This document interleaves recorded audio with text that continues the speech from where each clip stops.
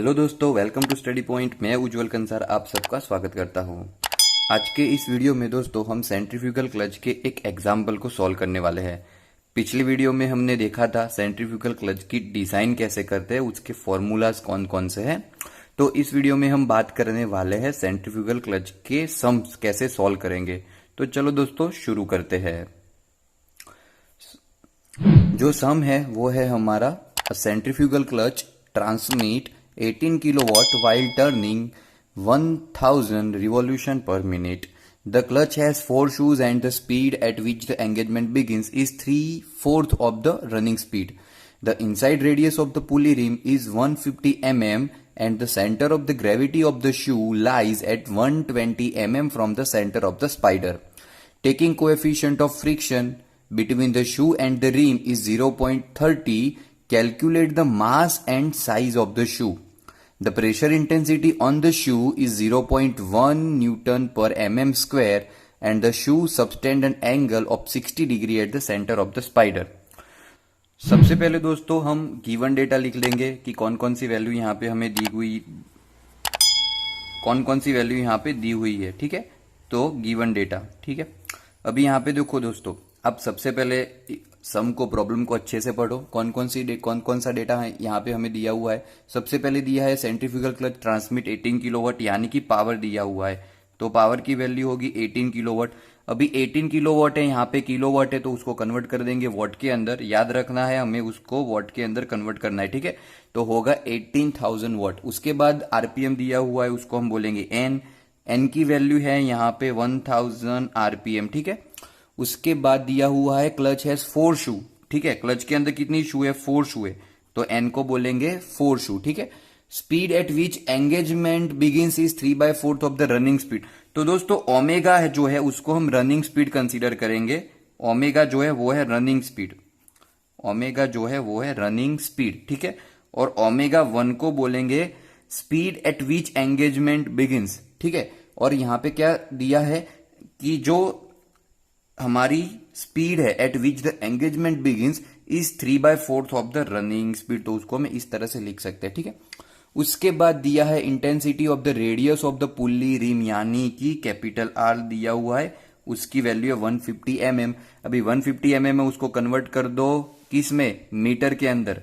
तो 150 mm को metre में कन्वर्ट करेंगे तो वैल्यू क्या होगी, 0.15 मीटर। ठीक है, उसके बाद centre of the gravity of the shoe lie at 120 mm from the centre of the spider. तो वो जो वैल्यू है उसको हम कहेंगे स्मॉल आर, और उसकी जो वैल्यू है वो है 120 mm। तो यहाँ पे उसको भी हम कन्वर्ट करेंगे मीटर के अंदर। देखो दोस्तों, जितनी भी वैल्यू है हमें ऐसा यूनिट के अंदर रखनी है, उसको वॉट है फिर मीटर है। ठीक है, ऐसे यूनिट में रखनी है, सभी के यूनिट सेम होने चाहिए, तभी हमारा आंसर जो है वो राइट आंसर आएगा। Then taking coefficient of friction वो है 0.3।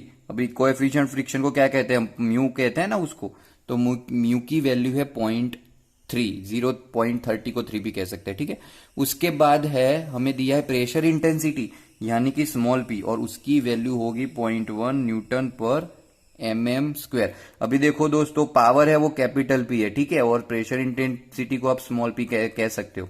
तो हमारे पास इतने डेटा है। ठीक है, और हमें फाइंड क्या करना है, dimension of the clutch shoe and mass. अभी जो मास जो है दोस्तों, तो मास हमें फाइंड करना है। यहाँ पे एम की वैल्यू फाइंड करेंगे, और दूसरी वैल्यू फाइंड करनी जो है वो है हमें बी फाइंड करेंगे, विड्थ ऑफ दी शू। ठीक है, width of the shoe. Okay, तो चलो दोस्तों कैसे हम इसको सॉल्व करेंगे।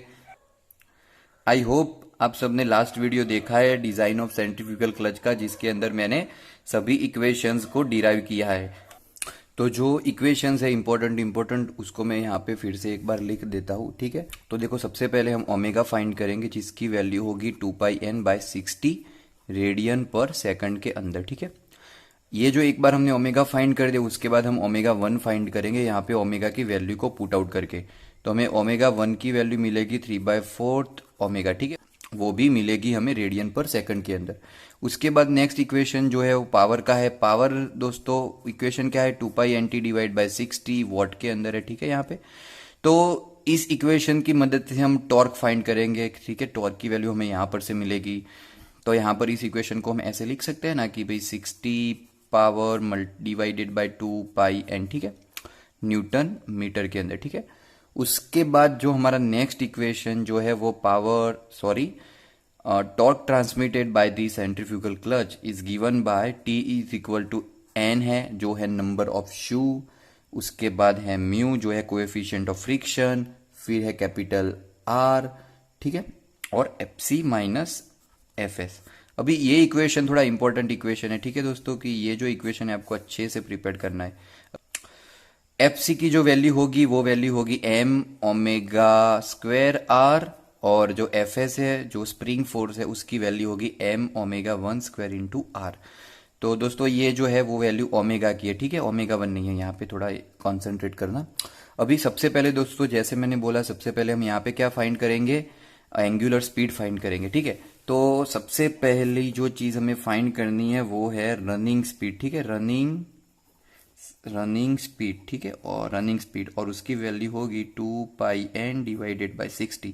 तो दोस्तों वैल्यू पुट आउट करोगे यहाँ पे आप, तो वैल्यू आपको n कितना दिया है, 1000 दिया है, ठीक है, और यहाँ पे 60। सो जो वैल्यू आपको मिलेगी वो वैल्यू होगी दोस्तों 104.72 रेडियन पर सेकंड में, ठीक है। उसके बाद नेक्स्ट इंपॉर्टेंट चीज है वो है आपको फाइंड करना है ओमेगा 1 जो है क्या दिया हुआ है हमें यहाँ ऑलरेडी प्रॉब्लम में दिया हुआ है कि जो speed at which engagement begins is 3/4 of the running speed. तो यहाँ पे नेक्स्ट चीज जो फाइंड करेगी वो है ओमेगा 1 और उसकी वैल्यू होगी 3/4 ऑफ ओमेगा। तो यहाँ पे वैल्यू पुट आउट करेंगे हम 3/4 ऑफ 104.72। तो दोस्तों यहाँ पर उसकी वैल्यू होगी 78.54 रेडियन पर सेकंड के अंदर ये वैल्यू मिलेगी। तो यहाँ पे हमें दो चीज है, दो वैल्यूज जो है हमें यहाँ से अच्छे से मिली हुई है। सबसे पहले ओमेगा की वैल्यू है जो है 104.72 और ओमेगा 1 की वैल्यू है वो है 78.54, ठीक है, रेडियन पर सेकंड के अंदर। ओके, अभी नेक्स्ट वैल्यू जो हम फाइंड करेंगे वो है फाइंड करना है हमें पावर, ठीक है। नेक्स्ट वैल्यू जो हम फाइंड करने वाले हैं वो है पावर। तो दोस्तों पावर क्या थी, तो पावर जो है वो है 2 पाई n t डिवाइडेड बाय 60। तो यहां पर से पावर तो ऑलरेडी हमारे पास है, तो t की वैल्यू होगी 60p divided by 2 pi n। I hope आपको ये पता होगा कि ये 60p कैसे लिखा। यहाँ पे ये जो 60 है वो यहाँ पे न्यूमेरेटर के साथ मल्टीप्लाई हो जाएगा और जो 2 पाई n की वैल्यू है वो डिनोमिनेटर के अंदर चली जाएगी, ठीक है। तो यहाँ पे दोस्तों वैल्यू पुट आउट करेंगे हम क्या, तो 60 मल्टीप्लाई विथ पावर की वैल्यू क्या है दोस्तों 18 वैल्यू थी, 18 और मल्टीप्लाई विथ 1000, ठीक है, 18,000 था, डिवाइडेड बाय 2 क्रॉस पाई की वैल्यू है 3.14 और n की वैल्यू जो है 1000। तो यहां पर दोस्तों हमें पावर की वैल्यू मिलेगी 171.97 न्यूटन इंटू मीटर, ठीक है। यूनिट लिखना कभी भी मत भूलना, यूनिट बहुत इंपॉर्टेंट है। अगर आप यूनिट को नहीं लिखते हो तो आपका मतलब कि एग्जाम में आपका मार्क्स कट हो सकते हैं, ठीक है। तो यहाँ पे टी भी मिल गया। अभी उसके बाद हम नेक्स्ट चीज जो फाइंड करने वाले हैं वो है torque transmitted bye centrifugal clutch, ठीक है। नेक्स्ट वैल्यू जो है वो है torque transmitted bye centrifugal clutch. Centrifugal clutch से कितना टॉर्क ट्रांसमिट होगा, तो इक्वेशन है हमारे पास एन म्यू आर, ठीक है, F C minus F S, ठीक है।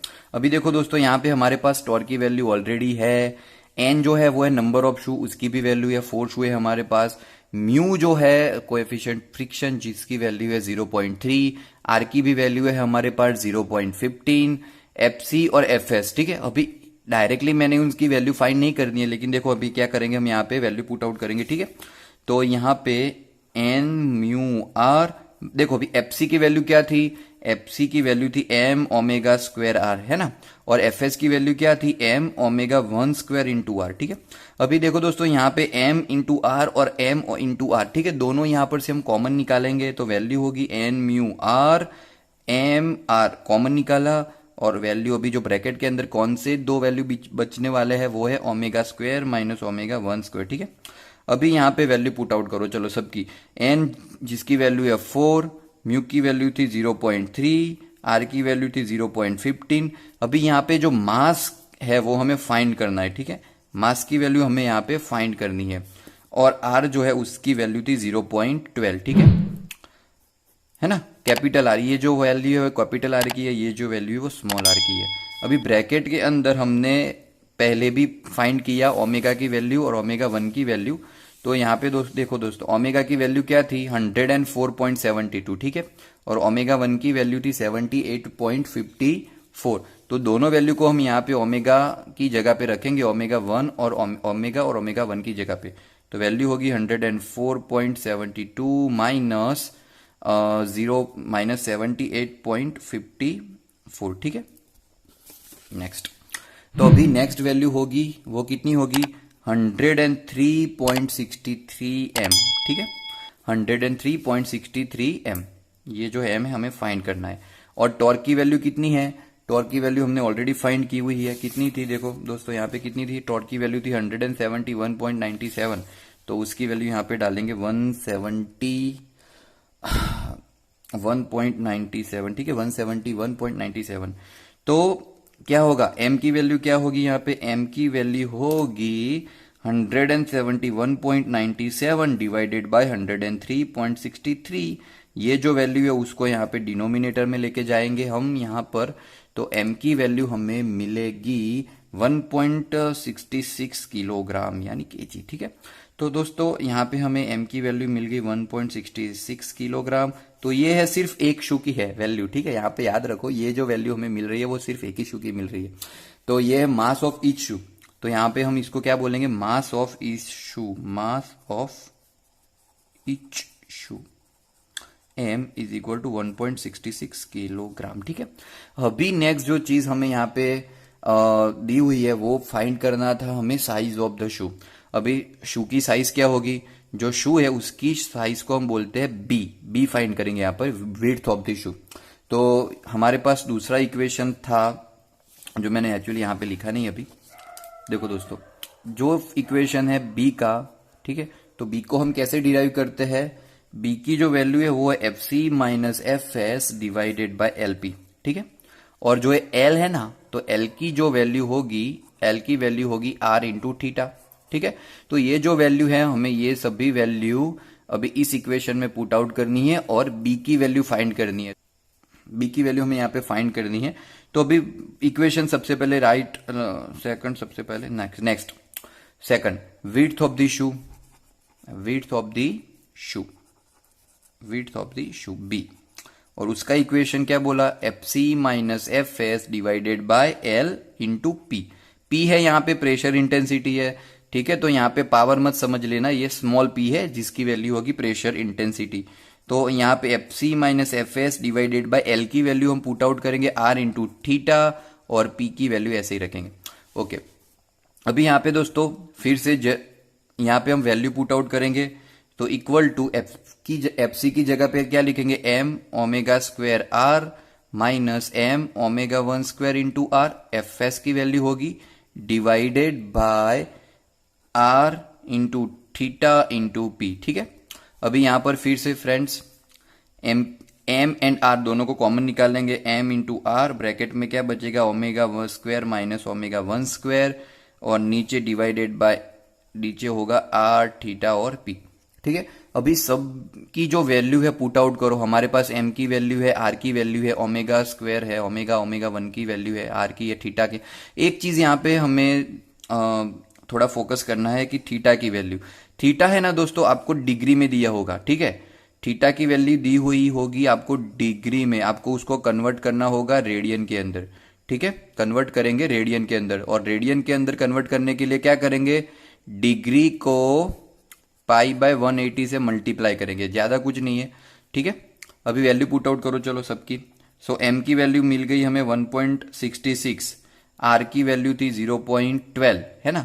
अभी ओमेगा स्क्वायर, तो ओमेगा स्क्वायर की वैल्यू थी 104.72 और उसका स्क्वायर है, ओमेगा स्क्वायर है, ठीक है, माइनस ओमेगा 1 की वैल्यू है 78.54 और उसका स्क्वायर करेंगे, ठीक है। और नीचे डिवाइड में होगा, सबसे पहले यहाँ पे प्रेशर इंटेंसिटी। ठीक है, अभी देखो प्रेशर इंटेंसिटी है उसकी वैल्यू दी हुई है आपको न्यूटन पर mm स्क्वायर के अंदर।